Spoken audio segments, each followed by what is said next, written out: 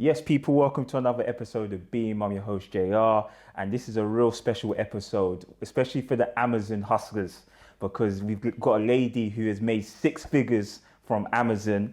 Shola, how you doing? I'm good, how are you? I'm good. Thanks for coming through, Beam.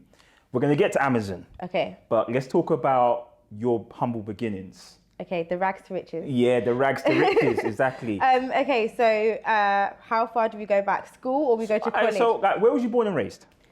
East London. Okay.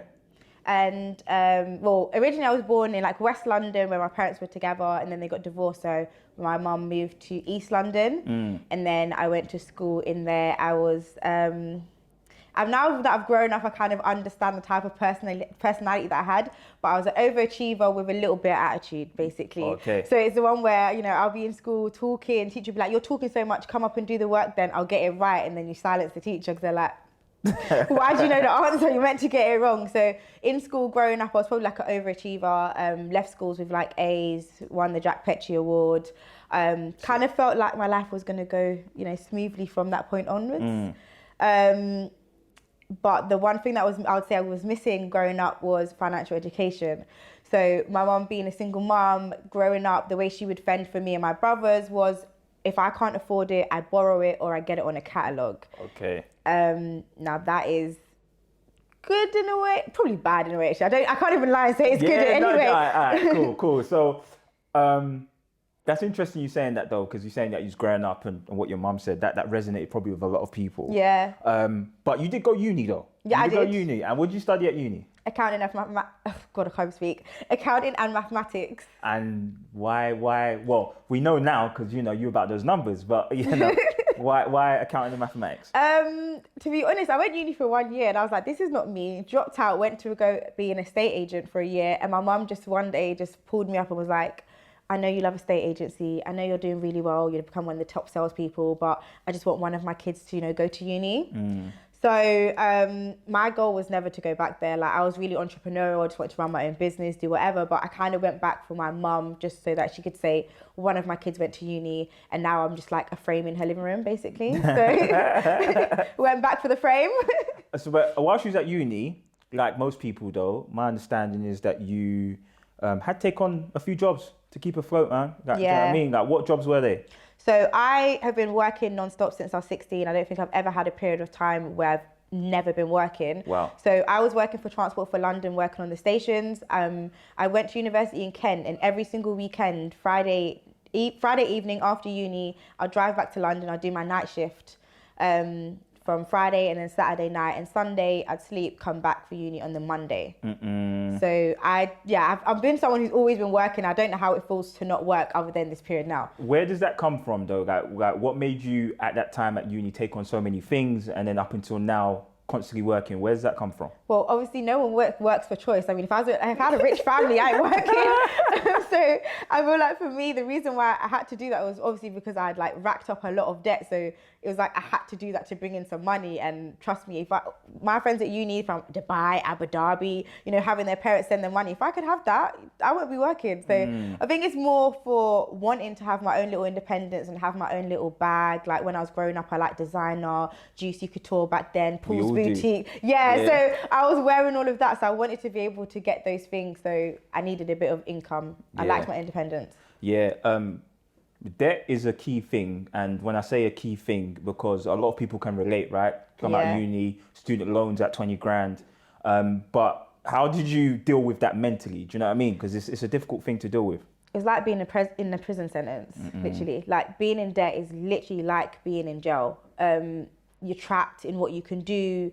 You don't know when, or actually maybe it's more like being a criminal, I would say, because you don't know when someone's going to knock at the door and say, right, we're bailiffs, we're coming to take your mum's TV, we're clamping your car. It's literally like living in suspense. Like you're living in a world that you just don't control. I felt like when I was at my house, I had to say to my family, like, if someone knocks the door, you go to the window first. You don't open that door first. You open that door, because once that bailiff gets that little foot in like that, they can force their way in. So listen, when you get to that, if anyone knocks the door and you're not sure who it is, you go to that window. Once you've opened that window, once you've looked out that window, if you see anyone with a them little web, them dash cam things that they're wearing, you see anyone with a dash cam, anyone you don't know, anyone who's got some little body armor or looks too unfamiliar, you don't open that door. You talk to them through the window and you say, I don't live here. That's what you're going to say.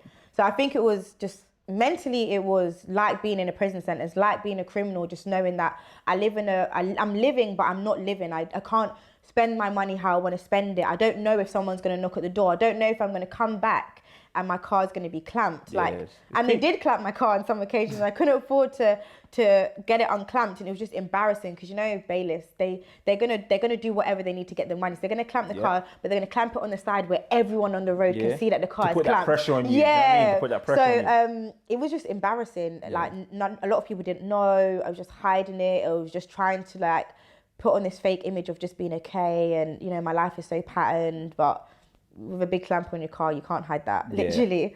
No, I hear that, man. And fast forward to today, 6 figures off Amazon, which is amazing.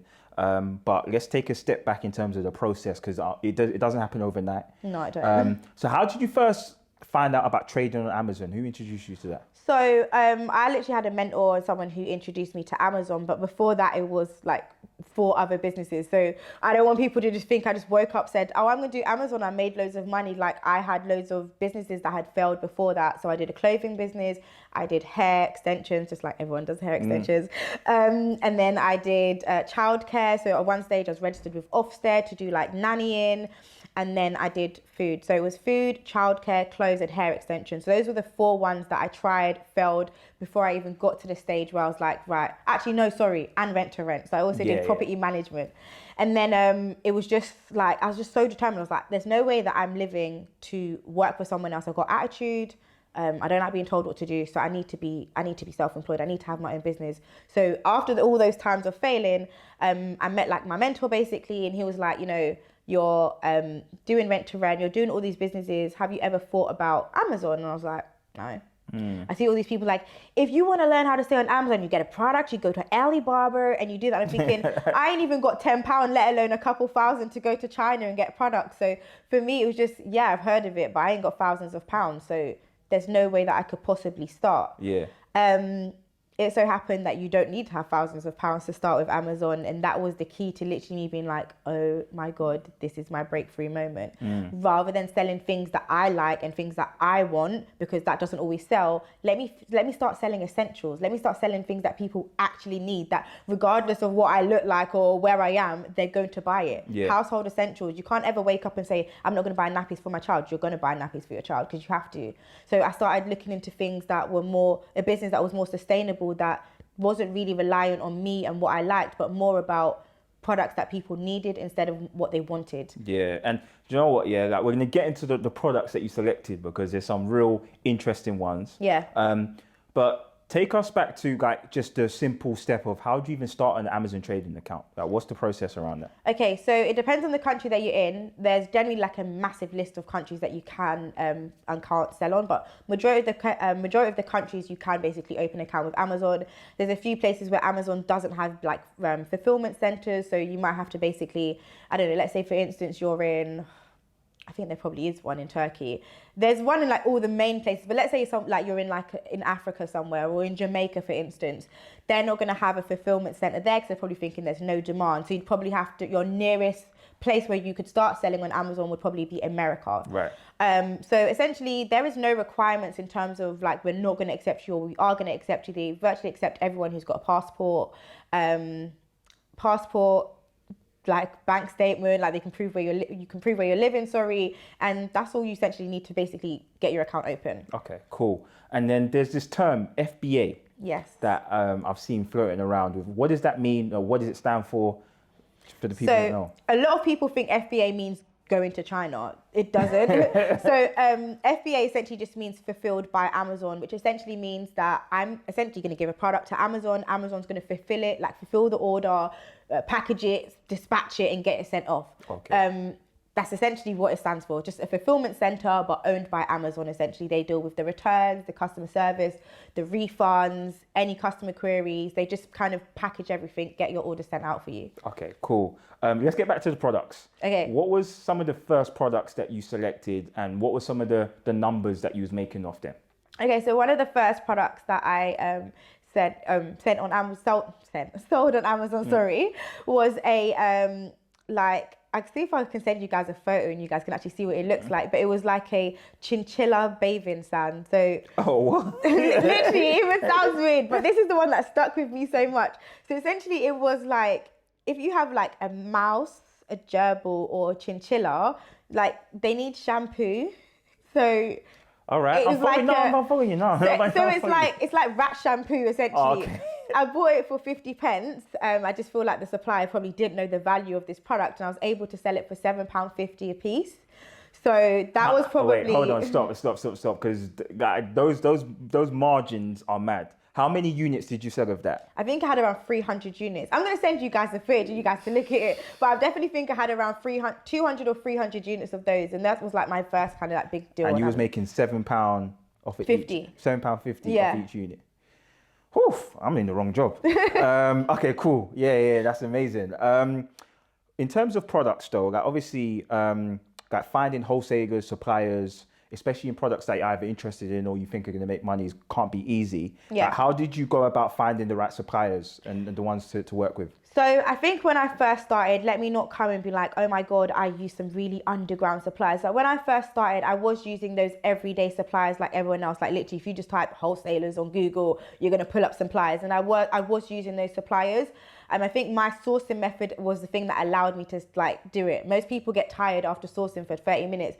Me, I'll be sitting there for like 5 hours, like I'm determined to get a product that's going to make me a lot of money. So I think with me, it's more of a mind shift where even if I'm using a supply that everyone was using, I was just so like, I just tasted success, basically. I just need people to understand that the reason why I was able to do these stuff and find, maybe use a supplier that maybe you could even find and find products that would give me massive returns is because once I made my first sale, and obviously I had the debt behind me, but once I made my first sale and I smelt that little piece of success, I was like, right, I don't care how long this takes now. I'm simply just getting paid to shop. I'm getting paid to look for something. Like every woman loves shopping. Yeah. I'm essentially getting paid to shop. So I was like, I don't care if it takes me 4 hours or 5 hours to find a good product. I'm going to do that. Now, most people, they're like, I'm not sitting there for 5 hours. So that's fine. But you leave in more products for me. So starting up, I used the most basic suppliers. And as I got more established and had more money to spend, it's like, money talks. So now I'm like going to suppliers saying, can I spend 30 grand on stock with you? But I want you to specifically source me this product. Like you've got all the networks with these brands, contact this brand and see if you can get this specific item. This is the product I want. They're going to pull up some strings, see if their buyer can find that product. And when you're saying I'm going to spend 30 grand, now they're like, okay. So now you kind of go from like the basic everyday wholesalers and suppliers to now kind of building a link where you've got suppliers who will like kind of work for you in a way. They're going to call you and say, do you want this? Before we put it on the website, do you want this? Or is there anything that you need that we can try and see if we can source for you? So it turned into more of like a personal thing. But starting up, it was just the everyday supplier or wholesaler. And as a seller, do you get like fraud claims? Because I'm sure that people may say, like, is this authentic? Is this genuine? Like, how do you avoid that as a seller? And what advice would you give to people that are getting those claims against them that they're not authentic? This is an amazing question, literally, because this is something that even I told you guys, I was doing a webinar yesterday, and this is something that I'm trying to educate people on. There's a lot of YouTube videos that don't talk about the strategies and things that you're actually allowed to do on Amazon. So I had a competitor just get annoyed probably at the fact that I was making a lot of sales because I buy in bulk, so I get lower prices. So I was just basically hogging all the sales. It was a product that had an expiry date, and it was getting closer to expiry date. So this like competitor, a third-party seller, bought one of my products and then said to Amazon, "This product is fake." So when they said that this product was fake, Amazon immediately like confiscated my item straight away and was like, "You need to prove to us that this product is real." So in doing so, obviously I have suppliers, I have invoices, I have like track records of like where I'm getting my products from. I submitted the invoice and I was able to sell that product again. But there's a lot of things that people don't know in terms of a lot of people see, like, you know, they watch YouTube and they see people get up and go to Tesco's and Asda and pick up products and then sell it back on Amazon. But when it comes to claims like that, with someone claiming it's not real, how do you then prove that it's real? How do you have that invoice to say that, you know, this is my company name, this is where I got it from, and it's legitimate? A store receipt is not going to be suffice. Yeah. So a lot of people are now realizing that their accounts are getting blocked, or they're doing methods that can potentially get their account blocked, because it's down to you as a business to prove where your products are coming from. Like, you can't just say, you know, these are my products, I have no paperwork for it, but I didn't steal it off the back of a van, but these are my products, just take my word for it. Doesn't work like that in business. So invoices, supply chain, like having maybe trade references will basically get you out of any fraud claims or inauthentic complaints. Okay, all right. That's valuable information, especially for people looking to get into this Amazon trading, because it's interesting. I suppose question I had was around how long does it take to get to six figures? Because that's a big statement, like in terms of like going from what we just talked about, from you being in debt to turning it around to making six figures on Amazon. How long does that take, and what's that journey like? So I can talk about me. My journey was, with the knowledge that I know now, I can probably make six figures in a lot quicker time. But even if I take it away from myself and I talk about my students, because I had a really hard drive, like I literally came from things which were a lot of hardship basically. But one of my students was able to make 65,000 or 66,000 in 5 months, and that was after a month of purchasing my course. So I don't think it's difficult. I'm not going to lie that you do need capital to start. So it's not going to be one of those things where, you know, I'm starting with £10 and I'm going to make six figures in 2 months. You're not, because you do need that capital behind you to scale quicker. For me, I was starting with like little £10, £20, £50, and that's why it took me a year. Had I been starting with £2,000, £3,000, £4,000, you know, it would have been six figures in 4 months.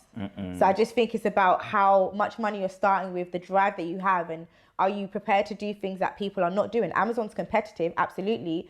So you got to think of those methods that are things that people won't do. What aren't they looking at? What products do they not look at? You know, if I said to you now, okay, go and sell bathing chinchilla sand, nope, I'm going to go sell Flash, I'm going to sell household essentials. You do that. The way my brain works is for looking at things that I wouldn't normally sell. I don't even think about it, and I'm just think, do you know what I mean? Things that I hate, I will sell if it makes me money. Yeah, and it's not all sunshine and lights and money coming in. Like, you must have lost money as well. You must have lost money. Yeah, so I'll give you a prime example actually. In Amazon, actually, when you hold solid stock, I think it's not rare that you lose stock. You lose stock by choice, because I would say that even if I had a product, for instance, I had a product that was like solar lights, and I got them for £3.50, and they just kept getting like complaints because they were like considered electricals. We don't have much sun in here, so solar lights not really gonna work. So I kept getting complaints, and Amazon was like, too many people are complaining about this product, we're banning you from selling this product. So I took it away from Amazon and started selling it on eBay, and I sell it on eBay bought it for £3.50. I think I'm selling on eBay for £15 now.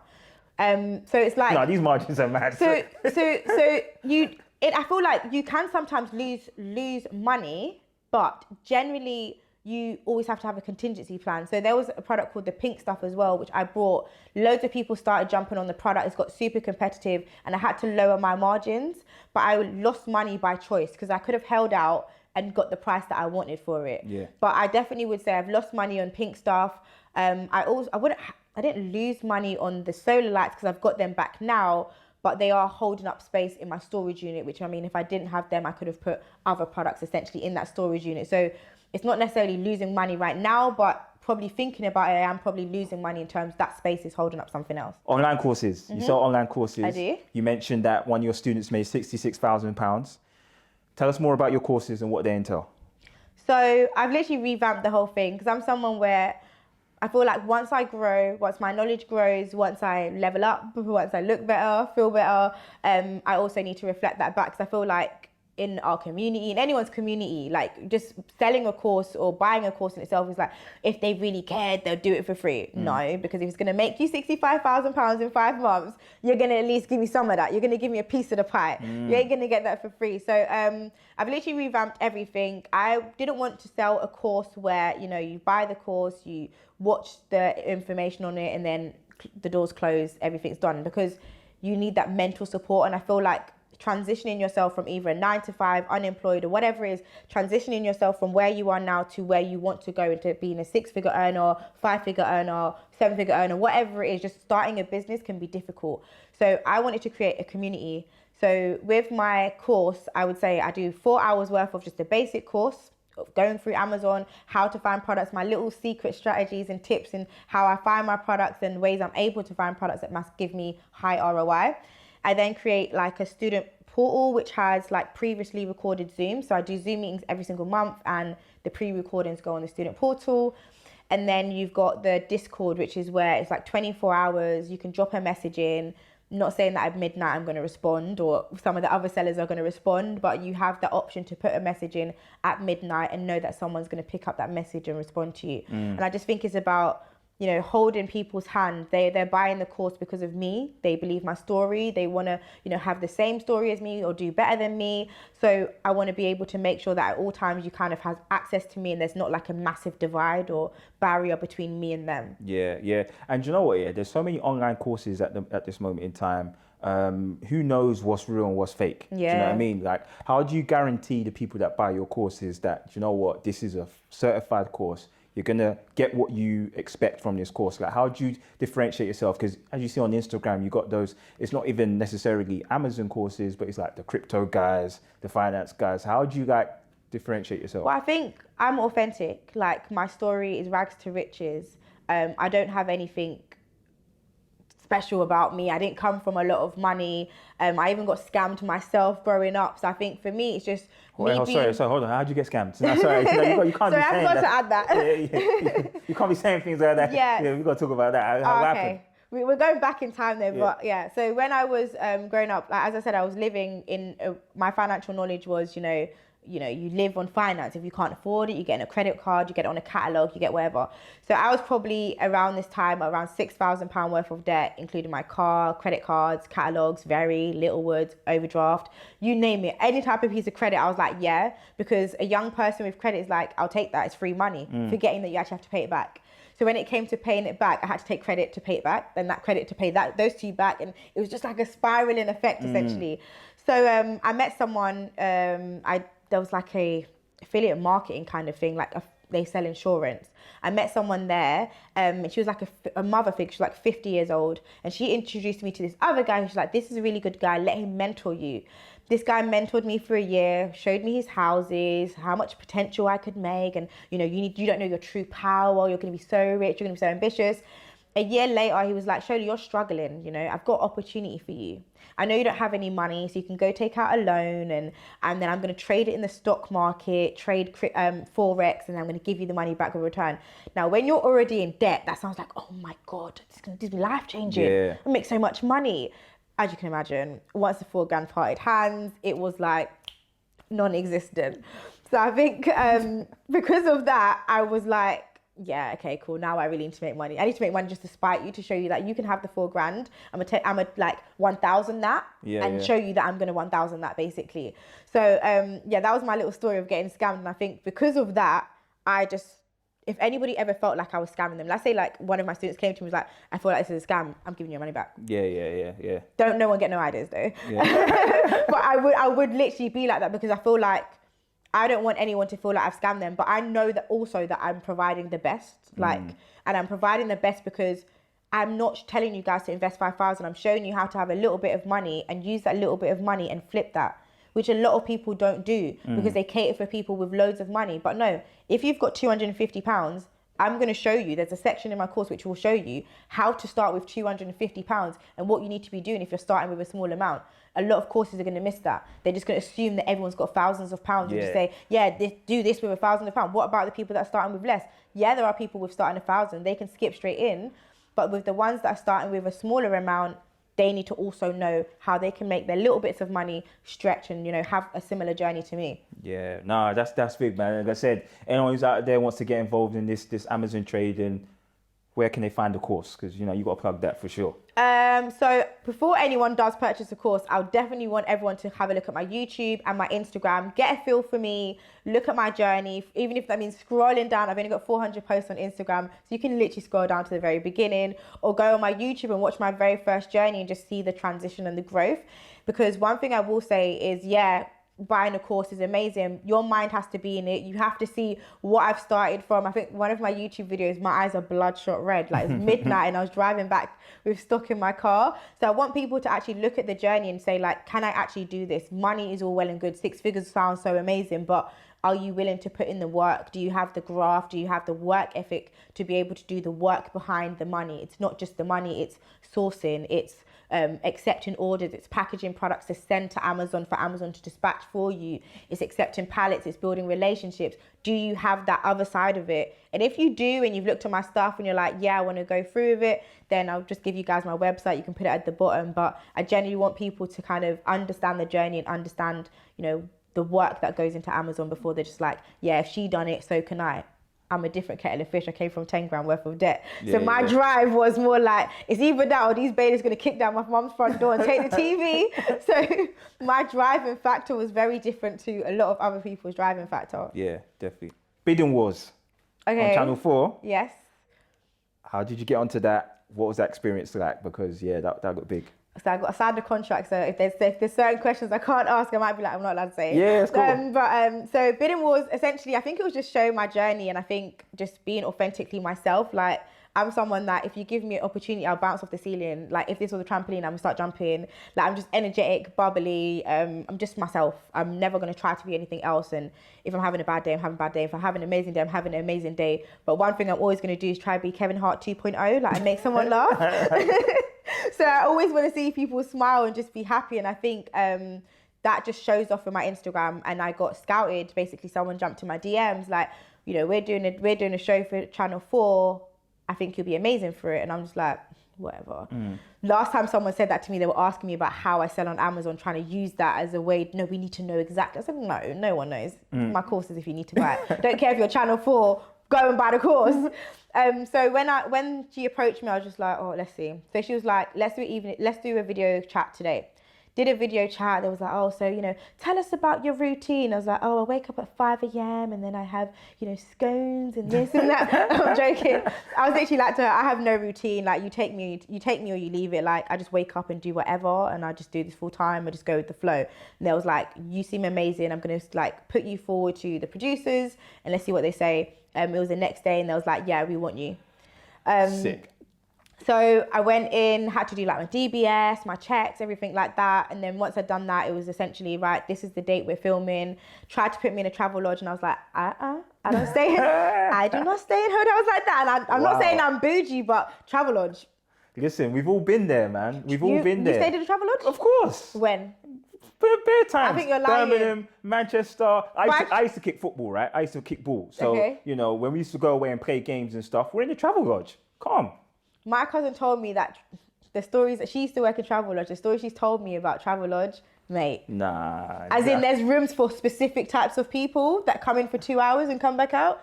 You know what type of people that come in for 2 hours? I don't know about that. All I know is I don't know anything about that. Not my head on a travel lodge pillow.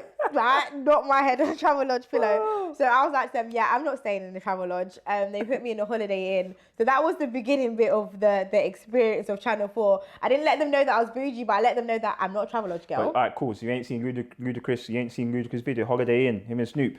But Holiday Inn's not travel lodge though, is it? You think the same thing doesn't happen? Is Holiday Inn travel lodge though? What? It's travel not. lodge is the bottom. It's for builders. It's for contractors. No, don't mock travel lodge. It's for people who come for 2 hours at midnight. Come on, don't. All right, cool. Okay. Listen, let's get off travel lodge. But shout out to travel lodge, man. You guys held me down when I was going to kick ball in Manchester, Birmingham. You guys held me down, man. Getting £30 a room. But anyway, go through. That was the introduction. So we basically arrived. I'd went into Holiday Inn. I told them, either change the hotel or I ain't come in. So they changed the hotel. Went in now. Our day started around 7 a.m. So 6 a.m. we go down. We get our breakfast paid for, and then we go into the filming studio. Now on TV, the whole episode was 30 minutes. How long do you think we was literally filming for? What, 4 hours, 5 hours? We was filming for 15 hours. What? So I was like, oh, this is going to be a bed of roses, because I've never experienced being on TV. But when you watch TV, like episode half an hour, it must be a small thing. No, we would do like the walking shots, for instance, when we're walking in slow motion. We did that like 7 times. I'm sure I lost weight on that show.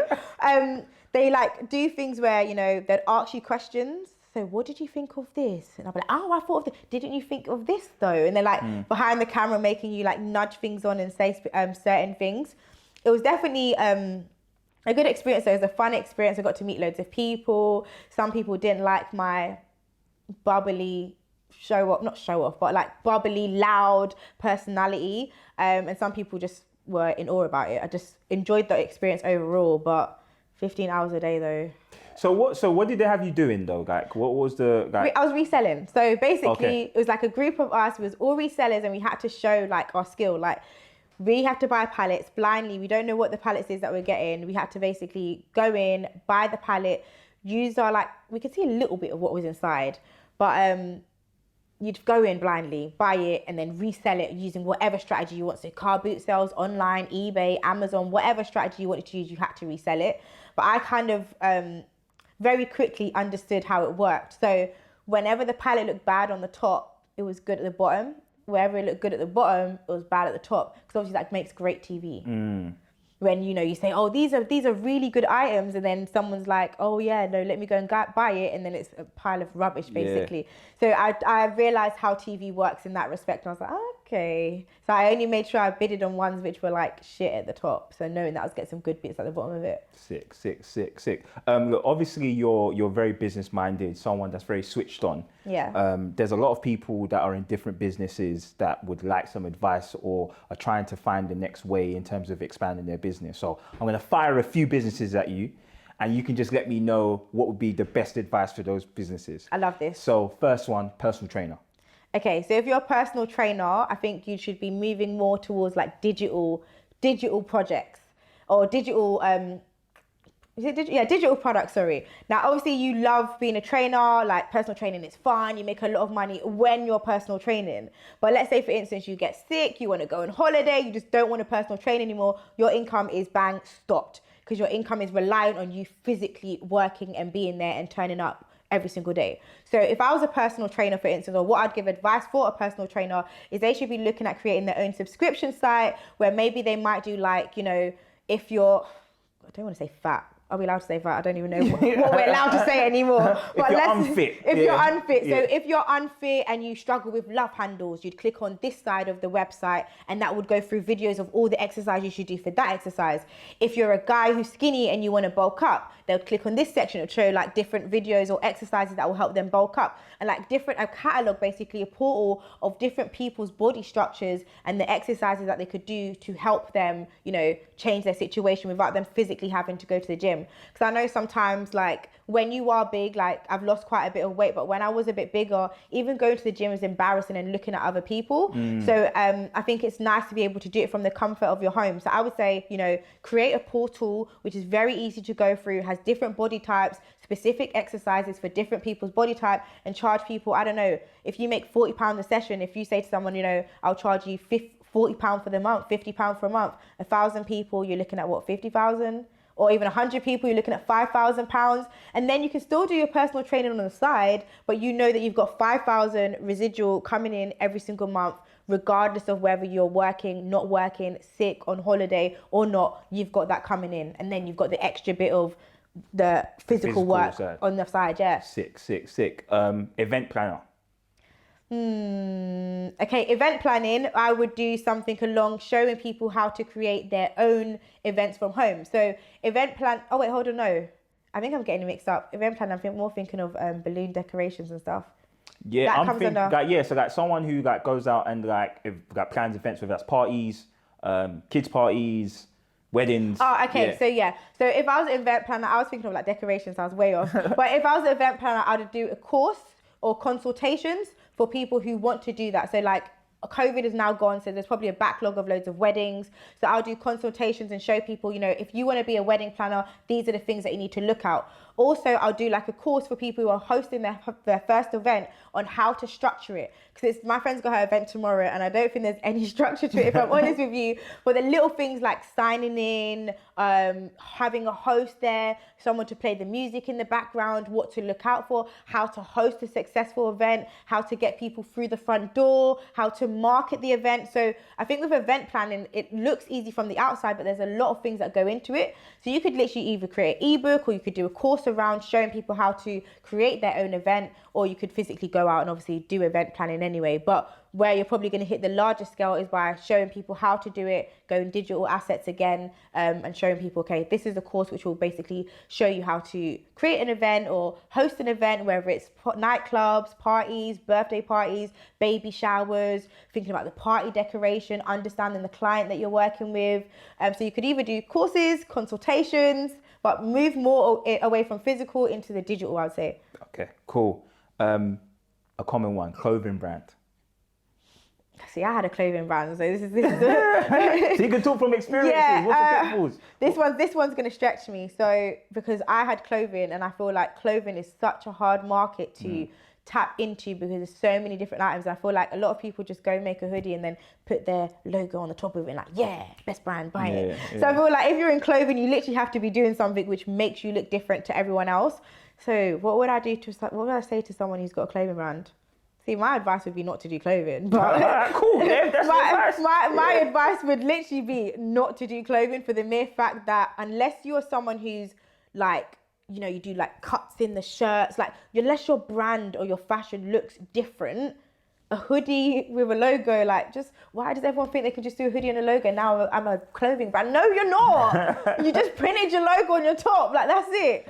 So, yeah, fashion, I would either say don't do it, or if you're going to do it, you need to be drop shipping. Like, you need to be drop shipping products. You need to not hold any clothing inventory, because fashion is so fast paced. What's fashionable today is not fashionable tomorrow. So rather than actually having a clothing business, I'd be drop shipping items. I'd be listing items on my website, and when they buy it, I'll be going to buy it. Like, Commercial Road is a good spot for like women's fashion anyway. So I'd go on Commercial Road, I'd look at all the items that they stock in their shop, I'd list it on my website or on Instagram. When they go and buy it, then I will go and buy it. But buying loads of inventory up front, no way. Like, I'm not really keen on clothing, if I'm honest. Yeah. One thing that you do know about, rent to rent. Oh. Yeah. So what would be your advice to someone looking to get into rent to rent? Do you like headache? Do you like noise? Because if you don't, it's not as it seems. Like, I can speak firsthand from someone who had, you know, four to five different rent to rent at one time, and you are going to get noise. And it's not even just from the tenants, it's from landlords. So I had an instance where there needed to be a repair. The kitchen radiator was not working in this property. I'm trying to get the landlord to pay but it involved like going through the floorboards. Landlord's like, I'm not doing that. That's too much of a big job. I'm like, but you need to do it. There's no heating. Like, legally, there needs to be heating in every single room. Landlord's basically going back and forth, refusing to do it. And eventually it just became a bit of a headache. So rent to rent is good. You make money without owning a property, but you also need to understand that this is someone's home, this is where they are living, and this is where they lay their head. If you put them in a house with someone they don't get along with, you're going to hear about it. If they're cold, you're going to hear about it. If something breaks, you're going to hear about it. From the tenant side of things. From the landlord side of things, you don't own the house. So when a job needs to be done, your landlord needs to sign it off and say that they're willing to do that. You can deduct it from the rent, but you can't deduct like $2,000. If it's a $2,000 job, for instance, you can't deduct that. So anyone looking to get and start to rent, understand that you are an estate agent. You are not just renting to renting or whatever. You are an estate agent, and with an estate agent comes a lot of responsibility because it's someone's house. Understand that with rent to rent, there's legal requirements. Fire doors need to be in properties which are HMOs. They need to be self-closing fire doors. They need to be alarms. They need to be blankets. Is it 3-story? Is it 2-story? Is it 5 occupants? Is it 4 occupants? In some areas, even if there's just 2 occupants in the house, it needs a license. So there is a lot more to it than simply going to a landlord, taking the house and saying, I'm going to rent it out. There's so many regulations that protect areas and protect the people in those houses. And the bare minimum is having a fire door that's self-closing, which if it's not already in there, is going to cost around £100 to £150 per door. Okay. Yeah, that's interesting, man. Thanks a lot for that, because that's four, for me, there's like four common businesses that people are in, or Yeah. most people I know that are in. So they definitely can take some gems around that. As we've talked about before, like you've come from debt into financially being stable, living your life. And as an entrepreneur, like how is that? Do you know what I mean? Like how is that from going from like dark moments to like lighter moments, and then probably going back into darker moments? I suppose the question is, does money buy happiness? No. No. Okay. Not even a little bit. So I'll tell you a little bit about how and when I realized that. So obviously I came from deep depression because of the fact that I was in financial difficulty, or scared. I didn't know when people were gonna knock on the door, clamp my car, take it away. I then came into a lot of money very, very quickly. Like a year, I left my job within 6 months, made 40 grand in 1 month, and that allowed me to leave my job because I was earning that yearly. And then I left my job, I was like, yes, freedom. What happens when someone goes from being busy and having no money to now having loads of time and loads of money? Then they fall back into depression because they've got all this time to think. Yeah. Do you get what I mean? Yeah. Now I was busy before, so I wasn't thinking about loads of other stuff. Now I've got all of this time to think, and I'm expecting money to, take me to cloud 9, and it didn't do that. Like Right. money that has no impact on me. I could make 4,000 a day. I've made 7,000 a day, 8,000 a day. It's made no impact on my mood. I'm just like, okay. And everyone's like, oh my God, wow. And I'm just like, okay, like I don't care.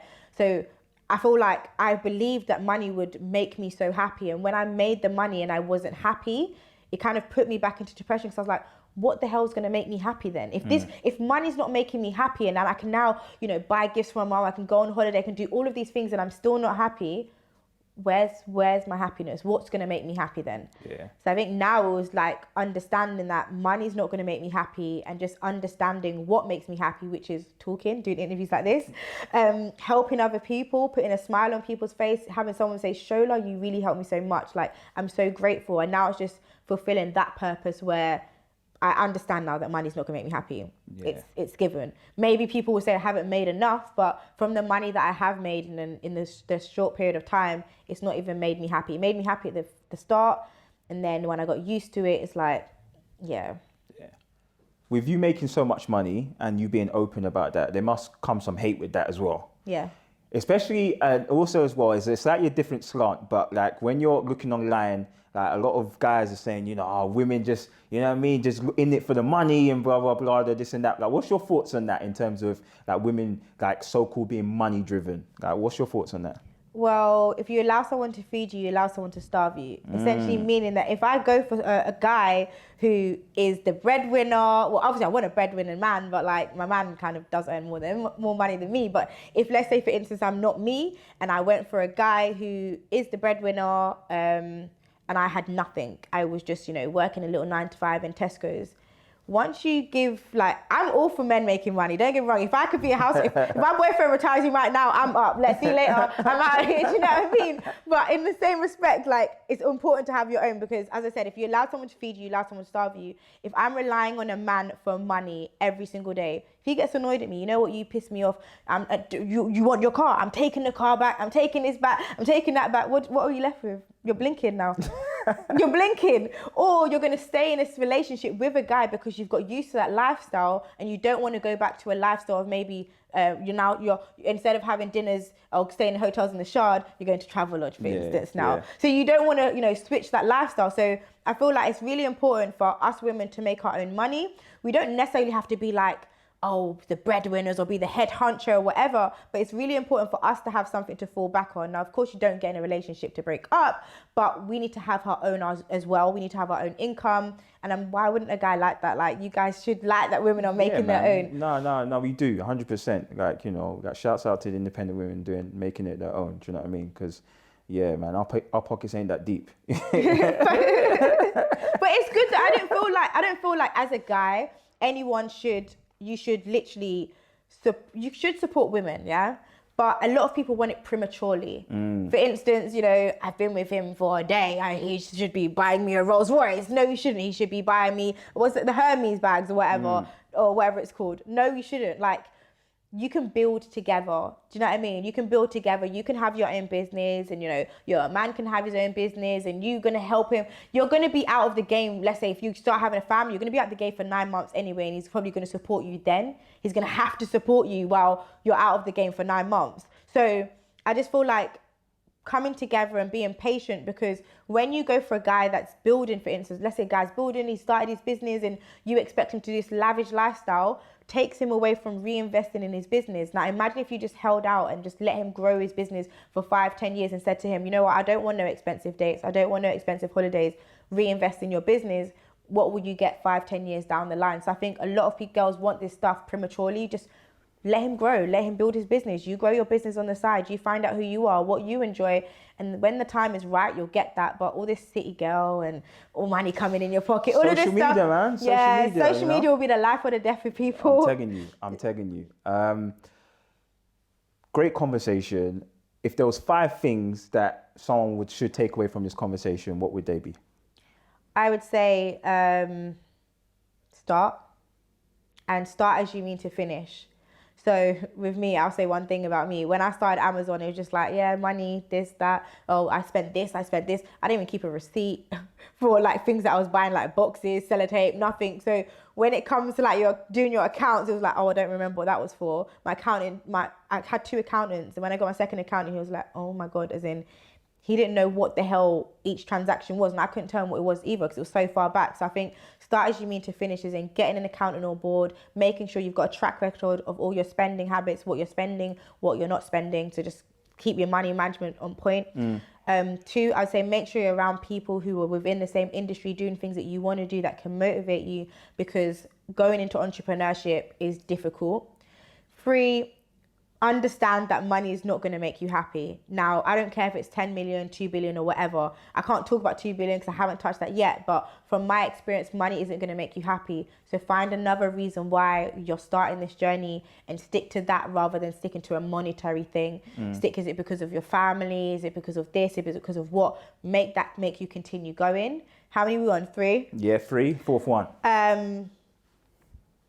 Get a team. If you can afford to get a team. You know me, I like to outsource. Yeah. So if you can get a team, build a team around you, build a team around you of people that can make your life so much easier.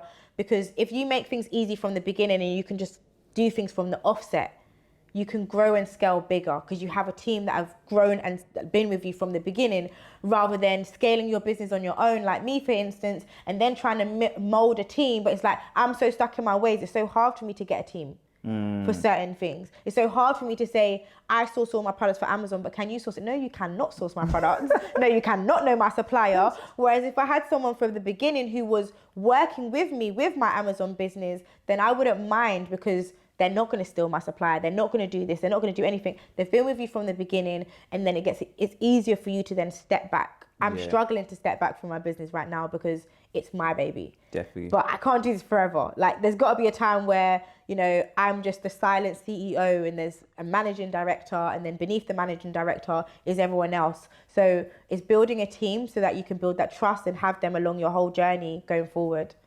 And then the final 5th one. Stay humble. Definitely stay humble. Like, don't let anything get to your head. If you grow in followers, if you grow in money, if you grow in whatever, stay humble and stay true to yourself. That's the most important thing I can say, 100%. Amazing. Well, Shola, it's been an amazing conversation. I've learned so much, so many gems I'm going to take away. Tell the people where they can find you, what's next for you, where they can plug in with what you're doing moving forward. Okay, so my Instagram handle is sholasellsonline. My TikTok is sholasells. My YouTube my YouTube is Miss Amazon UK.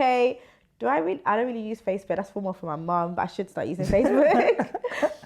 Twitter, I don't think I use it either. My website is either Shola Emily, or I'm not going to give you the course one because we're going to change this website and rebranding it. So I think that's all of my handles. In the future, I'm trying to hit, how many figures is a million? I don't have that knowledge. 7 figures. Okay, I'm trying to hit 7 figures. So in the future, hopefully this year, not even hopefully, I am going to be a 7-figure seller on Amazon this year. I'm going to just scale it, and I'm going to be helping a lot of people hit 6 and 7 figures this year as well. So I guess that's where I'm going to go. I'm going to be doing big things. That's the main goal for me though, 7 figures on Amazon, and definitely to try and purchase going to purchase my first property as well this year. So just going to keep going, keep grafting, but definitely got some big goals this year that I'm working on. Amazing. Well, looking forward to it. I'm sure you're going to achieve what you want to achieve, and I can't wait till you hit those 7 figures, because I need a $5. So I'll give you more than a $5. If I'm hitting 7 figures, it's more like 500. It's more like equivalent to £5. We got that on camera now. I need to cash that in. I'll be coming back on here when I hit 7 figures to just talk through that journey now. We can't wait. We can't wait. Thank you so much. It's been amazing. Thank you. You're welcome.